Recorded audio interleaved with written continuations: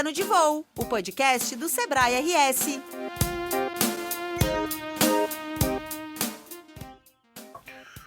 Olá, olá! Sejam todos muito bem-vindos a mais um Plano de Voo, o podcast do Sebrae RS. Eu sou o jornalista Pedro Pereira e comando o voo de hoje.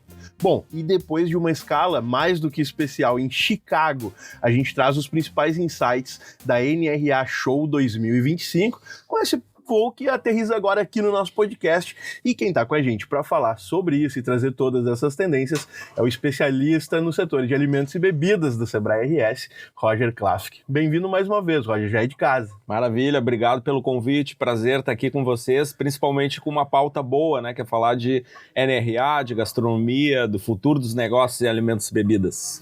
Pois é, esse que é o maior evento, né, Roger? Acho que é legal, a gente, boa parte do nosso público já conhece, já está acostumado até com os nossos insights da NRA, mas acho que é legal a gente situar, né, a importância desse evento para esse setor no mundo inteiro.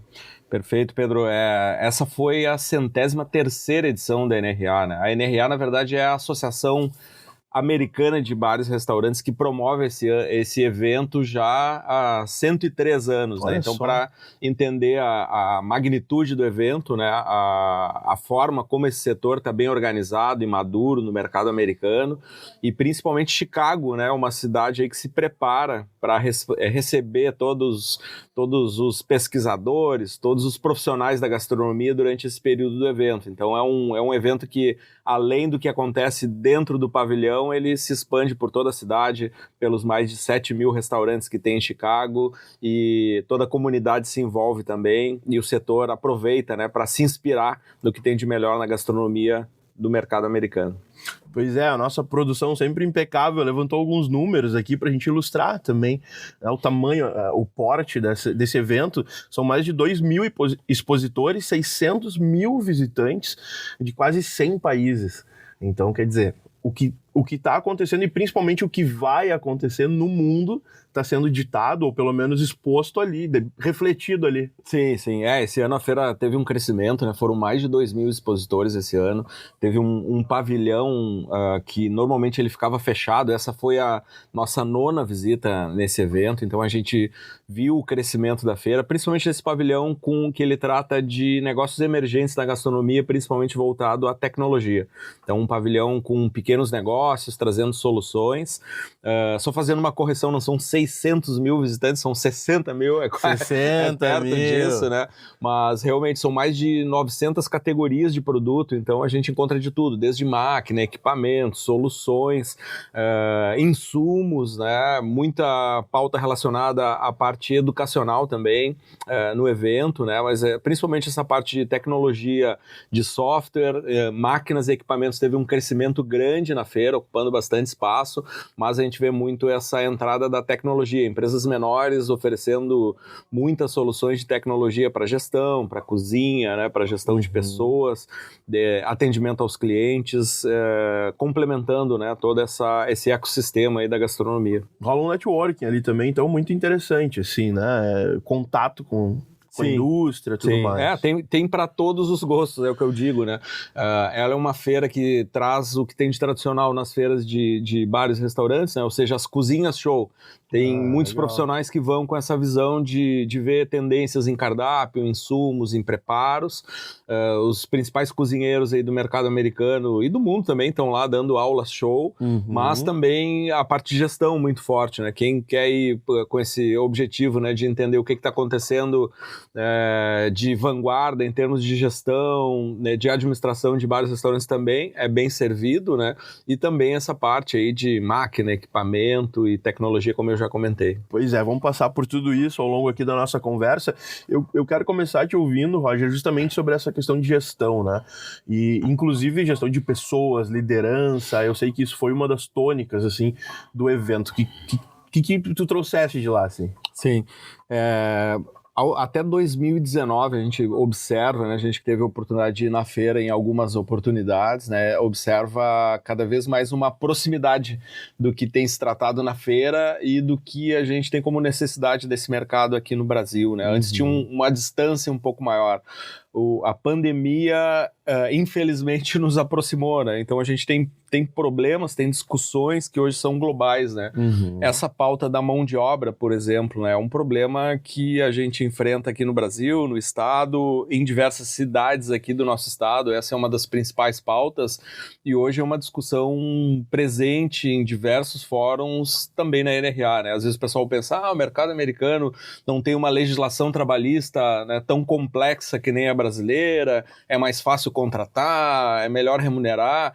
Mas existem problemas estruturantes, né, que vão além, né, dessa questão da legislação trabalhista, ou seja, as novas gerações, o impacto, né, de um trabalho de bar e restaurante que ele exige muito das pessoas, principalmente em momentos onde a gente está se divertindo, né, em datas comemorativas, em horários, né, à noite, final de semana, né, então, e é um trabalho pesado, né, que não é só o glamour que a gente vê nos programas do Masterchef, né, a rotina, a constância dentro de uma operação de restaurante é pesada, é complexa, né, então a gente vê essa dificuldade, né, de principalmente novas gerações, né, ou de muitas pessoas que antes, né, procuravam emprego nesses segmentos, né, hoje tendo oferta de outros tipos de atividade, né, que não exigem tanto, né, então essa tendência aí de dificuldade de contratação, ela é global, né, e essa discussão estava muito presente, né,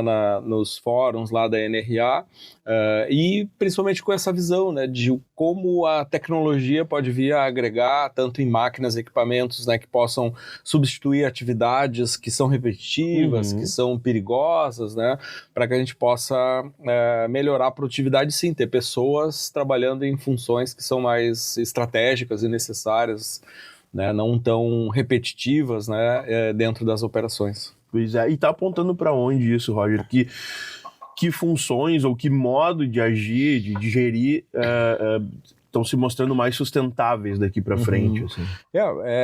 O que a gente vê na feira e nas visitas, também a gente fez mais de visitas técnicas, né, em vários restaurantes lá nos Estados Unidos, em Chicago, né, e eu acho que tem 3 pontos, assim, de pano de fundo, de cenário desse setor que é importante a gente colocar, né. Primeiro que o mercado americano, ele é basicamente, ele tem uma boa parte composta por redes, né, ou seja, 30% do mercado americano são redes de franquia, que respondem a quase 70% do faturamento do setor. Aqui no Brasil, a gente tem a maioria, 98%, são micro e pequenas empresas independentes. Então aí já acho que está a principal diferença, né? A gente tem dificuldade em ganhos de escala, né, de conhecimento, né, ser transmitido também. E o formato, né, como esse mercado é composto, né, principalmente com grandes atacadistas, distribuidores e as grandes indústrias fornecendo soluções para essas redes, né, o que a gente vê aqui no Brasil, que como são micro e pequenas empresas independentes, familiares, né, tem mais dificuldade de acesso a essas soluções, né, e essas informações. Então o mercado, ele é organizado de maneira diferente. Segundo que dos gastos das famílias em alimentação, o mercado americano, quase 60% dos gastos das famílias é em alimentação fora do lar. Né? Então tem uma cultura muito grande de comer fora de casa, e no Brasil isso não chega a 30%, então é mais do que o dobro, e culturalmente, né, seja por questões de custo, de logística, né, de facilidade de acesso, a gente ainda se alimenta pouco fora de casa, né? Por um lado pode ser positivo, né, que as pessoas estão buscando reduzir seus custos, né, ou estão buscando uma alimentação mais saudável. Por outro lado, culturalmente é mais difícil, né, fazer as pessoas tomarem café da manhã fora de casa, almoçar e fazer um lanche e outras atividades. E outro ponto, né, que também a gente pode destacar aí, né, a questão do consumo mesmo, né? Como é que a gente pode estimular que as pessoas venham a se alimentar mais fora de casa e romper um pouco essa barreira. E como que eles estão lidando, ou como, pela tua experiência e pelo que viu lá, como o empreendedor pode lidar com essa questão realmente da busca por mão de obra qualificada, até mesmo essa questão geracional, né?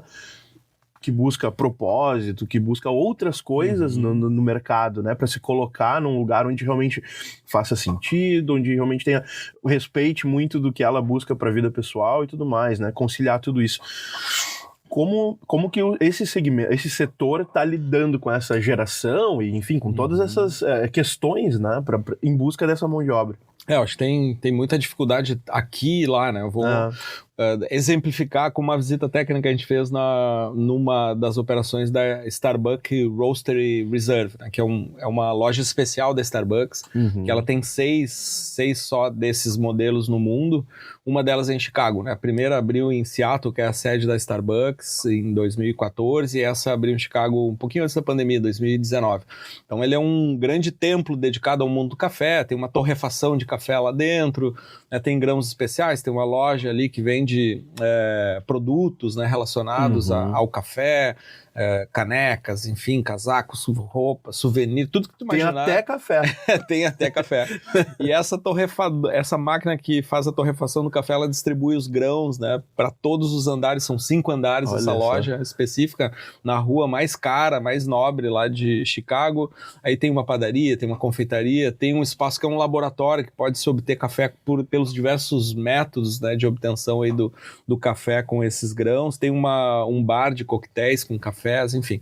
A gente fez a visita lá, a loja estava bem cheia, né? E a gente vê muito autoatendimento hoje aqui, o autoatendimento assistido, né? Que é uma das questões aí relacionadas a pessoas, né? No atendimento, essa dificuldade, né? De ter pessoas, a gente vê totens, tem quem gosta, tem quem não gosta. Tem o QR Code, né? Nas mesas, que é uma grande polêmica aí, que tem quem odeia e tem quem goste, né? Mas são formas aí de facilitar o acesso e não precisar contar com pessoas 100% no atendimento, né? Tem uma pessoa e aquele cliente que quer fazer o autoatendimento, como ele ficar mais à vontade, quem precisar de alguma informação, ele é assistido, né? Então, esses totens. E na loja da Starbucks é o atendimento humano, lá tinha uma fila gigantesca, tinham só 2 caixas e eu fiquei uns 15, 20 minutos naquela fila. Aí quando chegou minha vez, o pedido que eu queria fazer já não tinha mais lá, que era um croissant, um sanduíche com croissant, acabou. Daí eu cheguei, mas eu queria aquele que tava ali, que acabou agora. Daí lá, não tem, não sei quando vai ter, não vai ser, não sei quando vai repor. Eu espero, já fiquei aí uns 20 minutos na fila. E ela não foi muito amigável nesse atendimento. Não, escolhe outra coisa aqui que, né, vamos lá, que a fila tá... Eu, tá bom, comprei um outro produto ali e fiquei pensando, né? Quando a gente vê uma pessoa atendendo entre um totem e uma pessoa, a gente tem a expectativa que o ser humano vai fazer um serviço melhor do que o totem, né? E que às vezes não é realidade, né? E a gente viu pesquisas lá na feira também que falavam sobre isso, né? De uma boa avaliação dos clientes quando o autoatendimento, comparando com o atendimento humano, e entre o autoatendimento a gente vê incremento na satisfação do cliente e um incremento inclusive na gorjeta para a máquina que atendeu, né? Uma loucura, né? Então, acho que essa avaliação efetivamente, né, de se o posicionamento da empresa ele está relacionado à hospitalidade, a uma experiência, né, a um bom atendimento, se isso faz parte, né, do DNA da empresa, ela precisa considerar que esse fator humano é chave e a partir disso ter um processo, né, de recrutamento, de seleção, de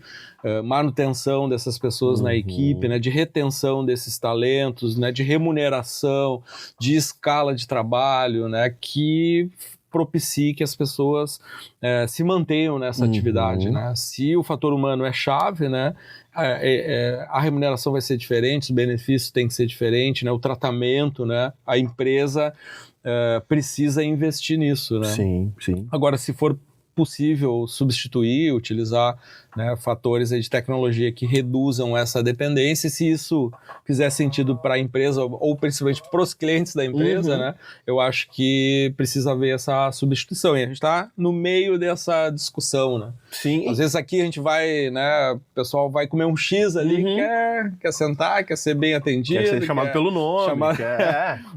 Não tem problema nenhum, né? Alguns restaurantes aí que tem X, talvez tenham isso, mas tem um custo, né?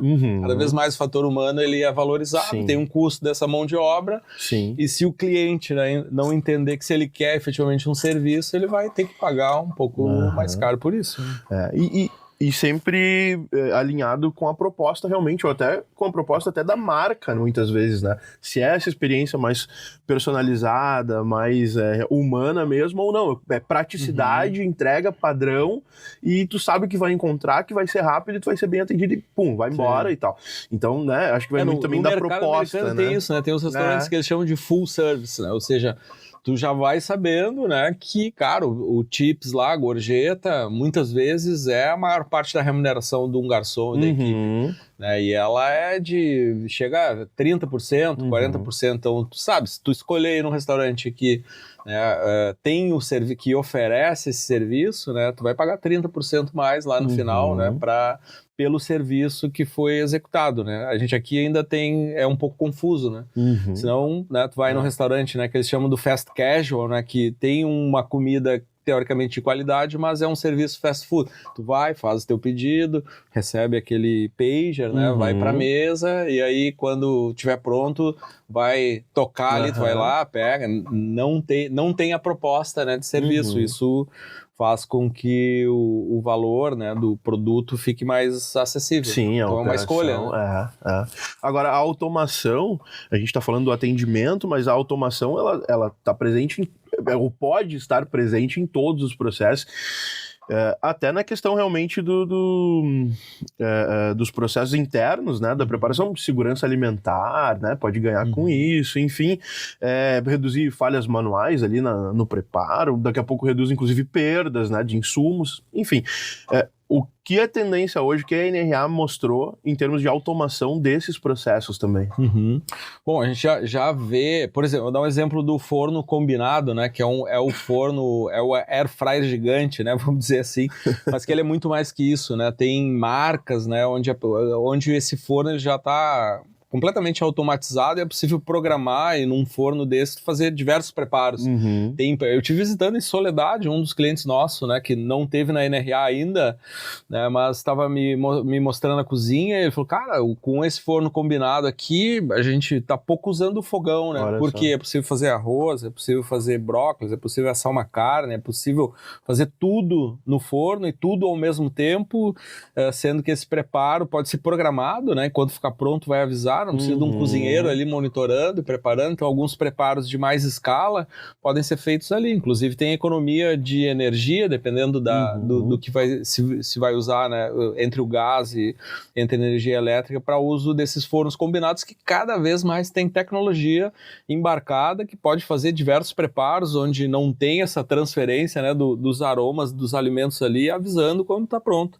Então isso já é um ganho de tecnologia dentro de um equipamento que está disponível nas cozinhas, a gente já vê aí, como no restaurante lá do Alexandre em Soledade, né, substituindo o fogão, né, e substituindo também pessoas em alguns tipos de preparo. Claro, o pizzaiolo, no caso dele, lá vai estar, né, fazendo a pizza, finalizando, mas aqueles insumos, aqueles preparos, né, Sim, o que é repetitivo, padroniza também, né, Roger? Sabe que vai entregar sempre reduz desperdício, padroniza, reduz custo, né, então isso é uma tecnologia, uma realidade, né, que já está disponível há bastante tempo e cada vez mais, né, vem trazendo ganho aí para as empresas, né, um exemplo aí de uso de tecnologia dentro das cozinhas, né, que traz redução de desperdício, redução de mão de obra, redução de custo, né, um investimento acessível.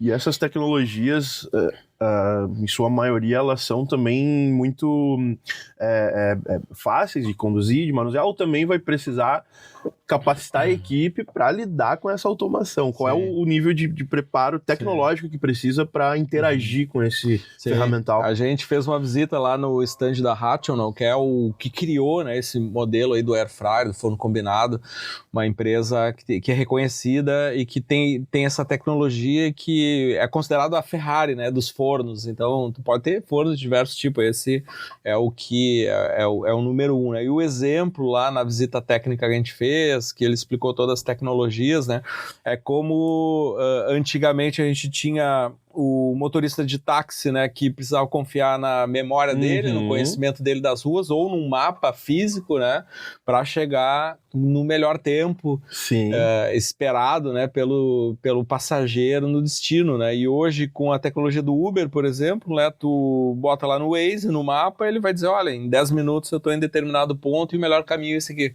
Então, o forno combinado, ele tem essa tecnologia que não precisa ser um cozinheiro, né? A pessoa vai ser induzida, tu vai preparar uma carne, tu quer ela mais, né, mais passada ou menos passada, enfim, quer no ponto, enfim, ele vai fazendo perguntas que te induz, bom, então clica aqui, ele vai te entregar o produto lá em final. Então não precisa ser um cozinheiro e uma pessoa, né, com um treinamento básico para operar, ele consegue fazer intuitivo intuitivo. É impressionante, né? Não tem como errar, ele avisa, né? E, inclusive no final ele lava o forno e faz toda a higienização, né? Então é um negócio realmente impressionante, assim, e é uma tecnologia que existe, está disponível, né? E não é tão caro assim. Sim. Assim como imagino várias outras que devem ter sido apresentadas lá, né? Bom, a gente tá falando bastante do balcão para trás, né? Embora a gente tenha falado sobre atendimento, mas do balcão até as mesas, até a porta, até a rua. Como que o setor de alimentos e bebidas está buscando essa diferenciação? Eu sei que o consumidor ele busca cada vez mais uma experiência, como a gente brincou do Starbucks, né? Tem até café, né? Mas enfim, tem uma infinidade, é uma imersão ali, né? Claro que a gente está falando de uma supermarca, mas como tem sido essa relação, assim, né? O que é tendência hoje em buscar realmente cativar e seduzir esse consumidor? É tudo questão de posicionamento do negócio, né? A gente vê assim, hoje, muito claro, assim, duas linhas, no mínimo, duas linhas a serem seguidas, né? Uma é essa do serviço mais automatizado, né? Que, por exemplo, né, a gente viu muitas tecnologias relacionadas a reconhecimento facial, né, para usar o que eles chamam de LTO, né, que são as Limited Time Offers, que é a oferta por tempo limitado, ou seja, o Pedro vem aqui no restaurante, a gente sabe que ele sempre vem aqui, ele sempre pede a pizza de calabresa, né, então ele faz e ele consegue entender que o público dele é 25 a 35 anos, que normalmente vem no período das 12 até as 14 horas, que normalmente pede determinadas linhas de produto, né? Então, a partir desse reconhecimento do público-alvo, é possível fazer essas ofertas por tempo limitado, né? Por exemplo, Pedro vem aqui, ele pede a pizza de calabresa. Bom, Pedro, agora nós temos aqui a pizza de linguiça campeira, né? Que está na estação, aqui está em promoção, e isso possibilita testar novos produtos, né? Agregar valor ao cardápio e também verificar os comportamentos do consumidor, né? Então, essa tecnologia ela pode nos ajudar a entender o comportamento e também a inserir novos produtos no cardápio, pode inserir propostas, né, que a gente pode testar e ajudar também no incremento de venda ali dentro das empresas, né? Então, e por outra linha, né, que é a linha da hospitalidade também, é possível aí investir nas pessoas, né? E sempre que a pauta da hospitalidade surge sempre muito forte na feira como um diferencial. Bom, se eu tenho um restaurante que a proposta é experiência, eu preciso ter um serviço de qualidade, e quem presta serviço são as pessoas, né? Então, quando a gente fala de hospitalidade, é esse cuidado, né, com a experiência das pessoas, ter uma proposta que realmente possa compreender o que o cliente precisa e oferecer sempre mais, né? Pensando em como as pessoas estão se sentindo dentro da operação, dentro do restaurante, né? E que elas possam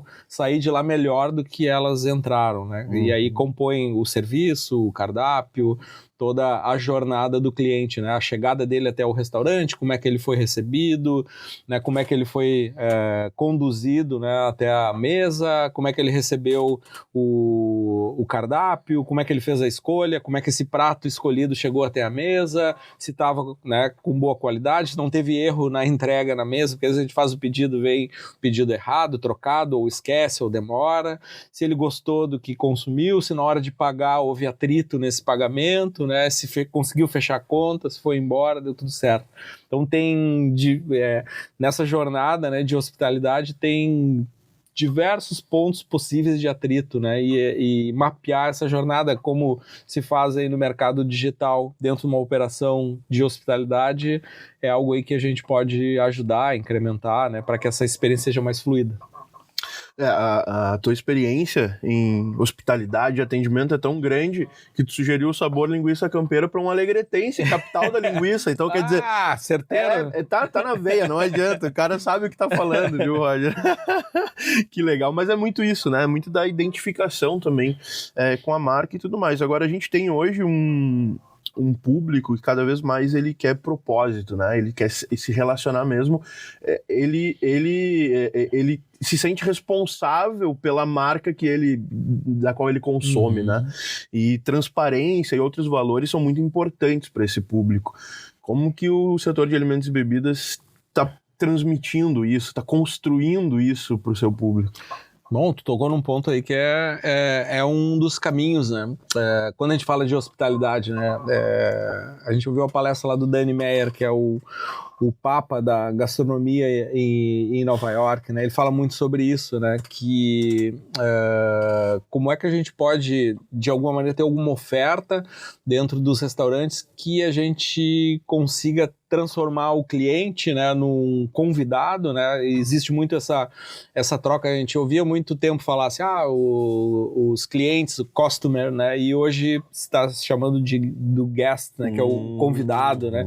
Então é uma mudança aí de palavra, mas que o que está por trás disso é justamente isso, né? Que efetivamente aconteça essa hospitalidade para que as pessoas possam se tornar justamente os embaixadores do restaurante, né? Que como a gente faz, né?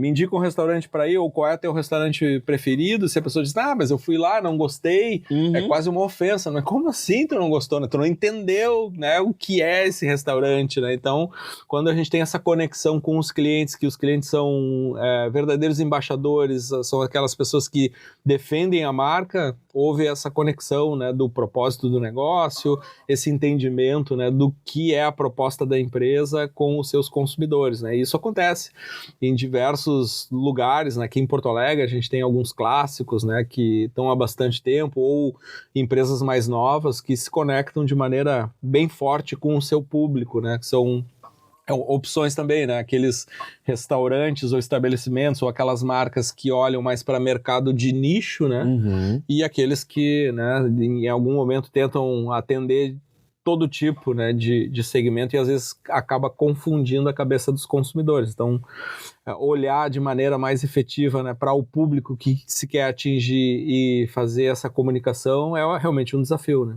E o que está pegando hoje, assim, para o consumidor? O que ele está mais preocupado hoje em saber que a empresa tem ou oferece, ou, né, tá no DNA?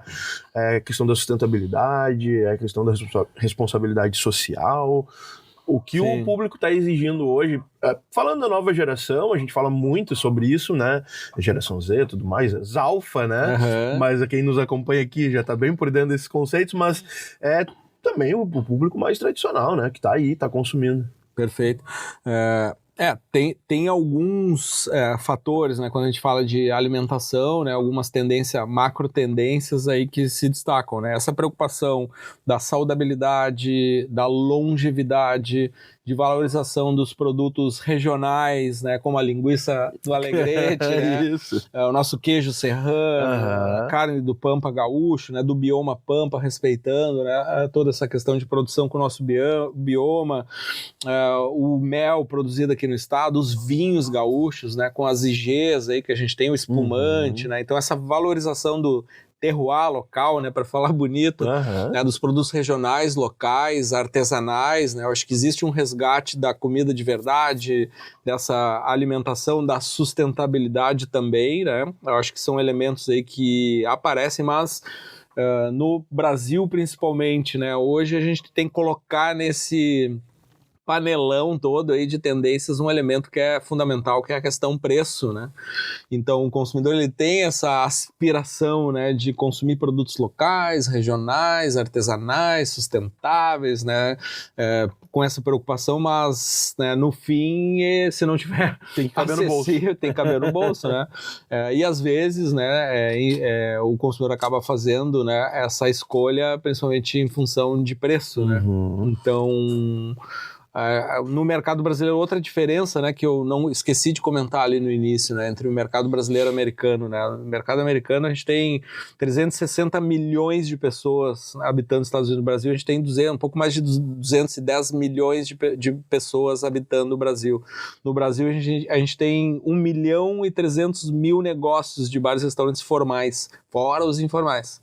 No mercado americano são 700 mil, então a gente tem uma população menor com mais oferta de negócios, né? As barreiras de entrada são menores. Nos Estados Unidos a gente tem uma população maior com uma oferta menor de bares e restaurantes formado por rede. Então a informalidade e essa canibalização que às vezes existem, né? Principalmente em função da informalidade que a gente entende, né? Mas que acaba bagunçando um pouco o mercado, é algo que às vezes tiver uma promoção, por exemplo, né? Que se for analisar os custos daquilo é praticamente impossível, né? Tem alguma coisa errada. É quase dumping, né? Tem alguma coisa, desconfie, né?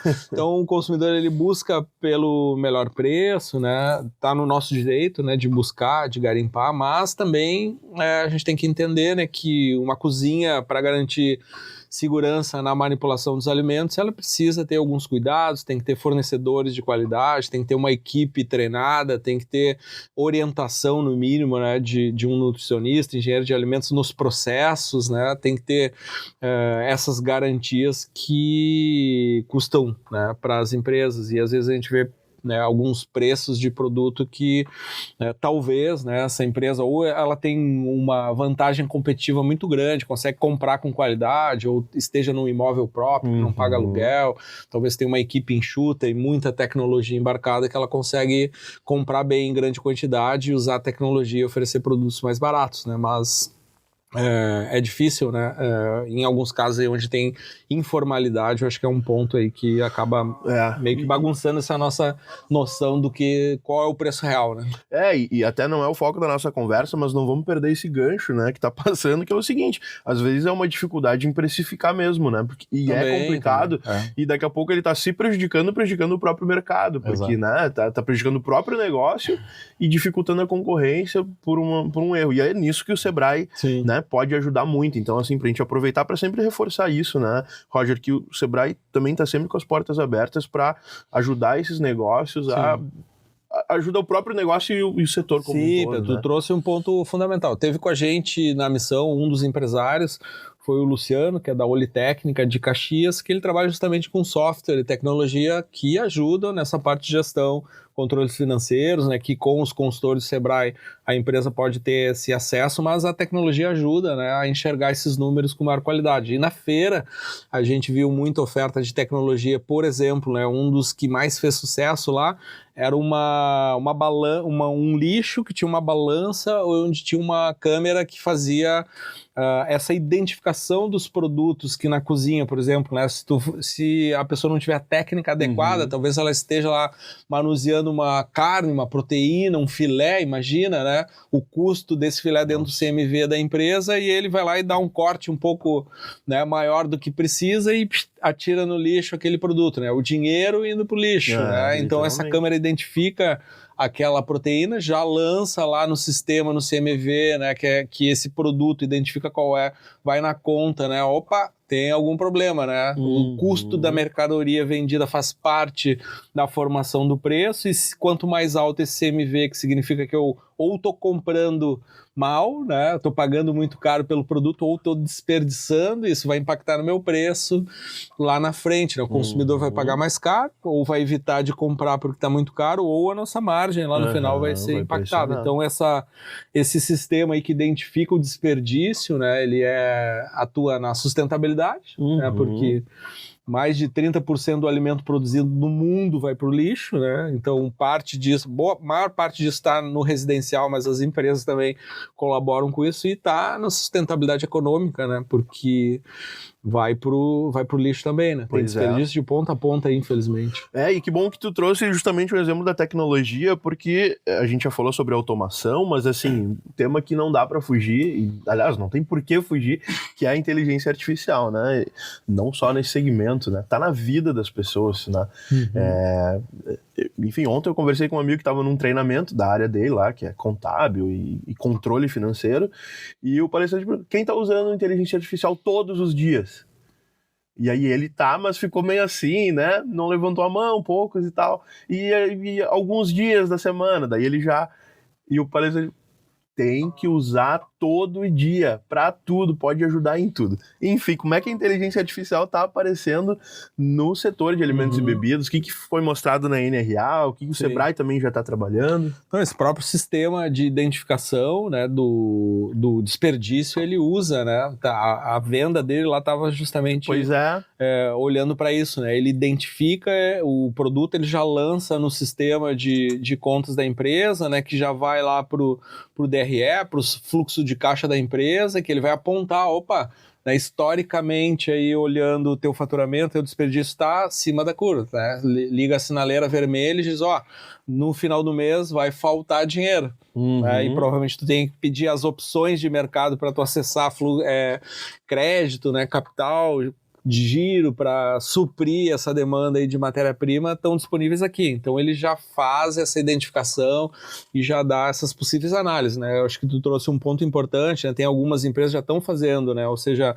se a empresa tem os resultados, os relatórios, ela usa a inteligência artificial para fazer uma análise, né? Ou seja, o meu faturamento está aumentando, está diminuindo, onde é que está as contas mais perigosas, onde é que estão os aumentos, né? Consegue comparar com o mercado e consegue, inclusive, dar possíveis saídas, né?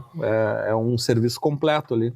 E a gente tem hoje programas aí dentro do Sebrae que estão disponíveis para ajudar os empresários, né? No nosso site ali, disponibilizando cursos, né? Tem parcerias com o Google agora que o Sebrae fechou para falar sobre esse tema, né? Tem capacitação disponível, gratuita também, para que as empresas possam começar, né? As que não usam, começar a utilizar a inteligência artificial para tomada de decisão, para análise de relatórios, para criar campanhas, para fazer, enfim, é possível tudo ali, né?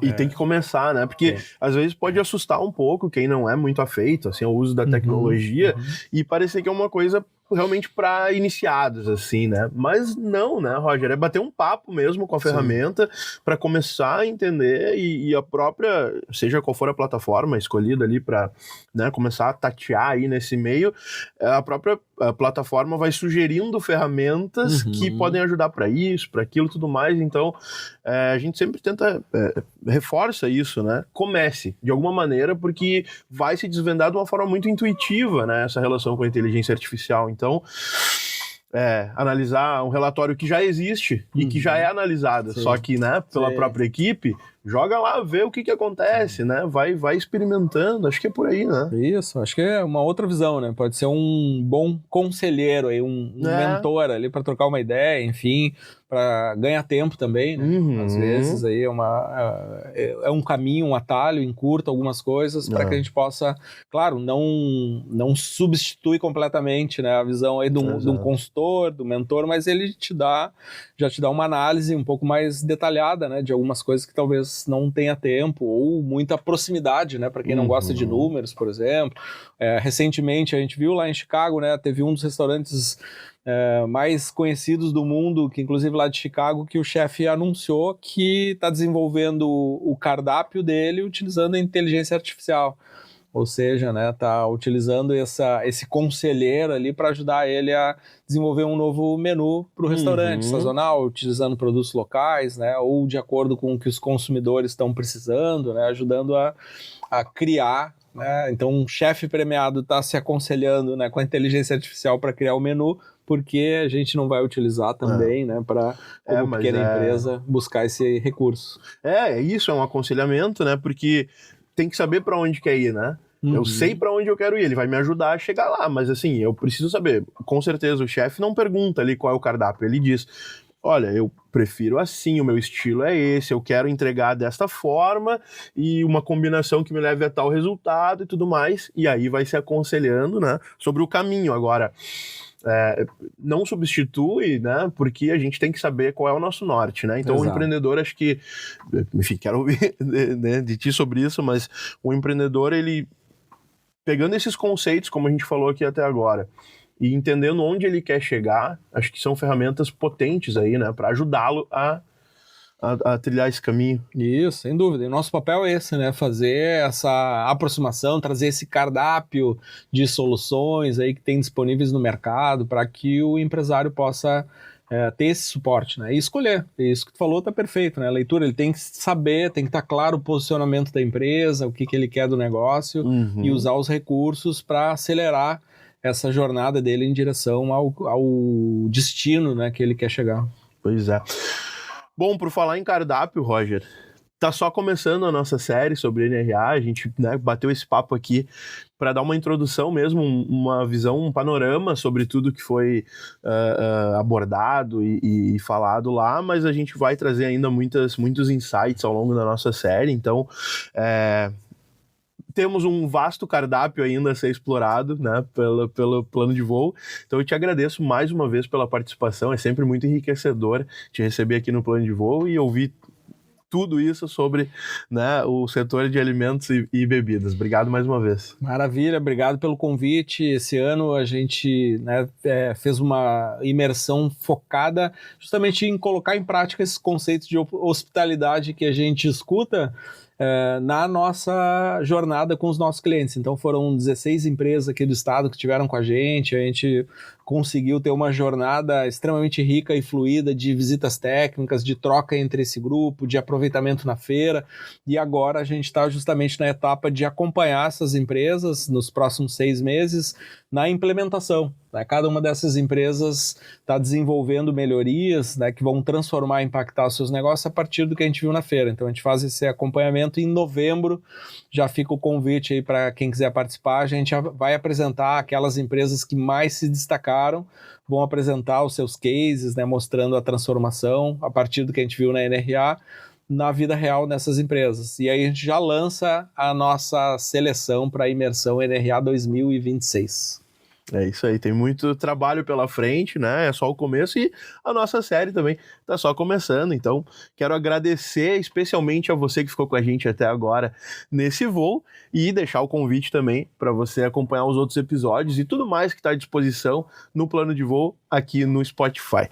Bom, esse episódio ele teve a gestão primorosa da Louise Pinheiro do Sebrae RS, produção de Gabriela Perufo, roteiro de Micael Carvalho e a técnica e edição de Thiago Barbosa, da Padrinho Conteúdo. Eu sou o jornalista Pedro Pereira, um abraço carinhoso e até o próximo Plano de Voo.